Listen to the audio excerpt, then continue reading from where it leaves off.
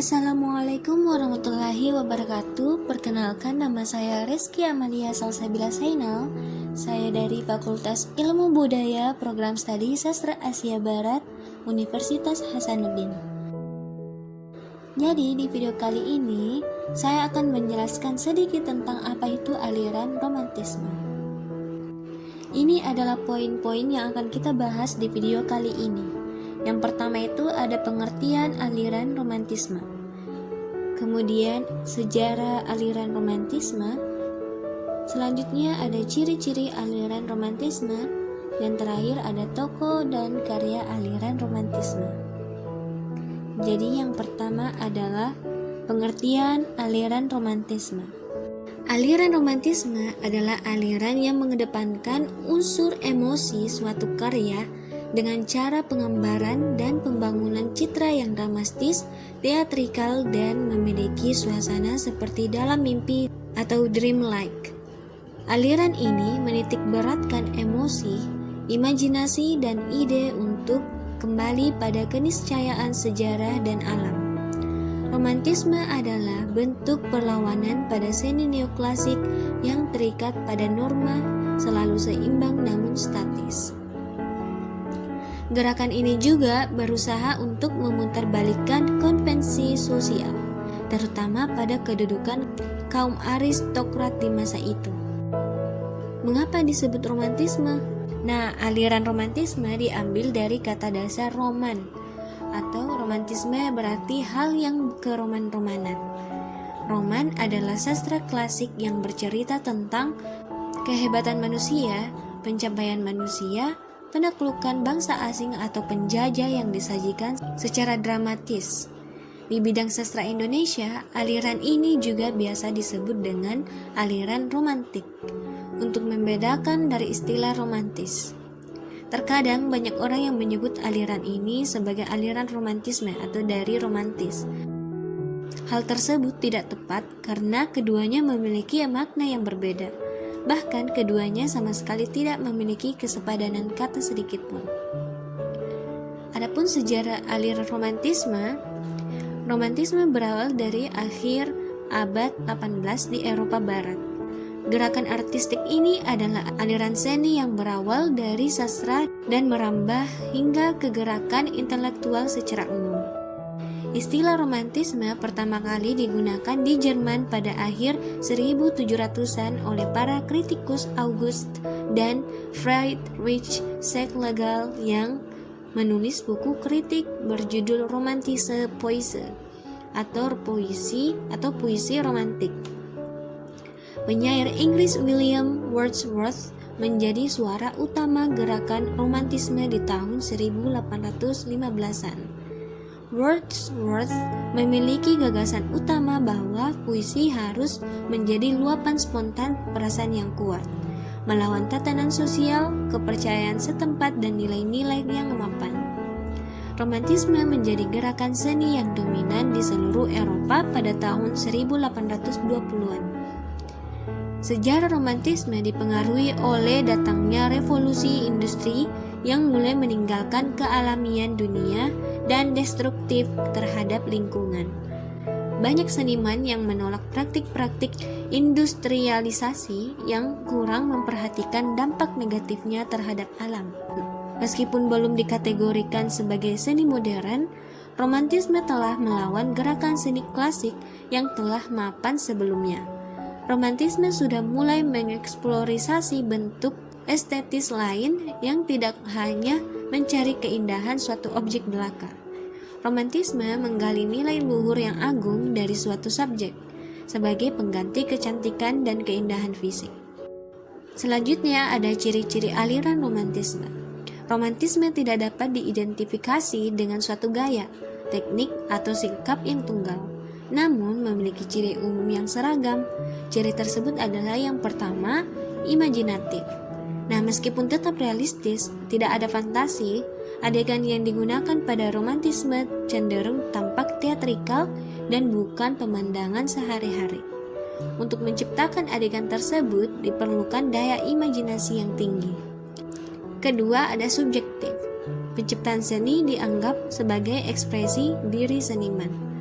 Yang ketiga, menggunakan intensitas emosional yang tinggi. Keempat, pencitraan atau suasana memiliki kualitas dreamlike atau seperti mimpi. Dan yang terakhir, menggambarkan perasaan kuat yang tidak harafiah atau menggunakan perumpamaan dan simbol.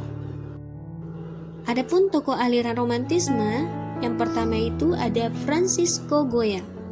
Francisco Goya dianggap sebagai seniman romantisme asal Spanyol yang paling penting pada akhir abad 18-an. Sepanjang karirnya, Goya banyak mengabdikan sejarah melalui lukisannya. Goya sering disebut sebagai Old Masters yang terakhir dan pelukis modern yang pertama, atau transisi dari Renaissance menuju Romantisme. Selain melukiskan sejarah, dia juga sering melukis potret bernuansa kontemporer pada masanya yang berarti sudah meninggalkan tradisi neoklasik. Kedua ada J.M.W. Turner atau Joseph Mallord William Turner adalah seniman asal Inggris yang dikenal dengan pewarnaan ekspresif, pemandangan imajinatif dan gambar dramatis, sehingga dapat dengan mudah diketahui bahwa ia adalah seniman beraliran romantisme. Lukisan Turner yang paling terkenal adalah lukisan pemandangan lautnya. Dia tinggal di London sepanjang hayatnya, mempertahankan aksen kampungnya dan tetap bersikap rendah hati di masa tenarnya. Turner belajar di Royal Academy of Arts dari tahun 1789. Selama belajar di sana, dia juga menjabat sebagai juru gambar arsitek atau drafter.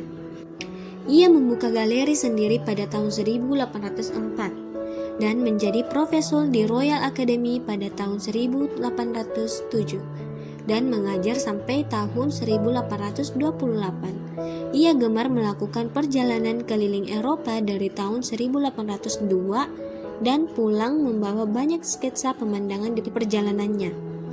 Dan yang terakhir ada Caspar David Friedrich. Caspar David Friedrich adalah pelukis pemandangan romantik Jerman pada abad ke-19. Ia adalah salah satu seniman Jerman yang paling berpengaruh pada masanya. Ia juga menjadi tokoh terpenting dalam sejarah romantisme. Friedrich terkenal karena lukisan pemandangan alegoris atau bersifat simbolis universal, seperti fabel, cerita bintang yang menyimbolkan perilaku manusia. Lukisan Friedrich biasanya menampilkan sosok kontemplatif dalam pemandangan yang berhadapan dengan gelapnya malam, kabut pagi, pohon tandus atau reruntuhan kuno. Minat utama Friedrich adalah perenungan terhadap alam dunia dan karyanya yang seringkali simbolis berusaha menyampaikan tanggapan subjektif dan emosional terhadap alam. Lukisan Friedrich biasanya menempatkan kehadiran manusia dalam perspektif kecil di tengah pemandangan yang besar. Perspektif tersebut, menurut sejarawan seni Christopher John Murray, mengarahkan pandangan pemirsa terhadap dimensi metafisik mereka. Selanjutnya adalah contoh karya aliran romantisme The 2nd of May 1808 oleh Francisco Goya. Lukisan ini adalah salah satu contoh sejarah yang dilukiskan oleh Francisco Goya. Goya menyaksikan sendiri pendudukan Prancis di Spanyol pada tahun 1808. Upaya untuk menurunkan kerajaan Spanyol dari Madrid memicu pemberontakan yang luas. Pemberontakan itu terjadi pada 1-2 Mei 1808. Goya mengabdikan peristiwa tersebut dengan lukisannya mereka adegan tanpa menyaksikannya secara langsung. Ia hanya mengetahui informasi tersebut lalu menggambarkan dengan imajinasinya. Lukisan ini adalah salah satu contoh bagaimana para seniman romantik bekerja dengan imajinasi tinggi dan mempresentasikannya dengan cara yang dramatis melalui adegan peperangan yang sengit. Kedua, ada contoh karya aliran romantisme Fish Hermit at Sea dari Joseph Mallord William Turner. Lukisan ini adalah lukisan pertama yang dipamerkan Turner di Royal Academy. Pemandangan terang bulan ini merupakan salah satu trendsetter pemandangan malam hari di abad ke-18. Cahaya bulan yang kontras tidak dapat ditandingi oleh cahaya halus lentera yang berkedip-kedip. Turner seakan ingin menekankan bahwa kekuatan alam tidak dapat ditandingi oleh manusia. Ombak yang tampak tidak tenang memberikan tensi lebih pada suasana lukisan. Tidak hanya itu, di background lukisan terdapat siluet batu karang yang ditakuti oleh para nelayan di masa itu, karena berbahaya dan kerap memakan korban terutama di setting malam hari yang gelap. Dan yang terakhir ada lukisan dari Caspar David Friedrich, Wanderer Above a Sea of Fog, menggambarkan seorang pria yang memegang tongkat berdiri di atas bebatuan yang menghadap ke sebuah hamparan bukit yang berbatu dan berkabut. Rambutnya tertiup angin di depan langit yang dipenuhi oleh awan putih yang sulit dibedakan dari kabut. Latar di belakangnya juga sangat berkabut dan membuat gunung yang berada di belakangnya nyaris tak terlihat. Friedrich mengibaratkan pemandangan tersebut sebagai lautan kabut. Ini merupakan salah satu contoh gaya berpikir seniman romantisme yang selalu menggunakan simbolisme dan perumpamaan dalam lukisannya. Lukisan ini dapat menghasilkan interpretasi manusia tidak ada apa-apanya jika dibandingkan dengan alam dunia yang luas dan penuh misteri seperti yang digambarkan dalam pemandangan lautan kabut pada lukisan. Namun hal tersebut tidak menghentikan langkah manusia dengan segala akalnya, menggunakan tongkat atau pakaian hangat untuk menjelajahi dunia, meskipun halang rintang tampak di mana-mana. Ketika manusia merenungkan luasnya lautan kabut di hadapnya, ia tidak tahu ada apa di depan sana. Semua hal sangat tidak dapat diprediksi. Manusia hanya dapat melihat petunjuk-petunjuk kecil yang hadir di balik kabut. Nah, itulah tadi penjelasan sedikit tentang aliran romantisme. Terima kasih sudah menonton.